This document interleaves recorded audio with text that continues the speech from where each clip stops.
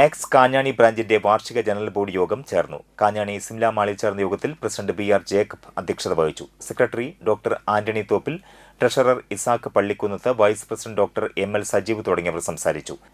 തുടർന്ന് മികച്ച പ്രവർത്തനത്തിന് കാഞ്ഞാണി ആക്സിന് ലഭിച്ച സൈക്കിൾ ചടങ്ങിൽ ലേലം ചെയ്തു. ഈ വർഷത്തിൽ 410 മുകളിലുണ്ടായ അപകടങ്ങളിൽ സഹായം എത്തിക്കാൻ ആക്സിന് സാധിച്ചു.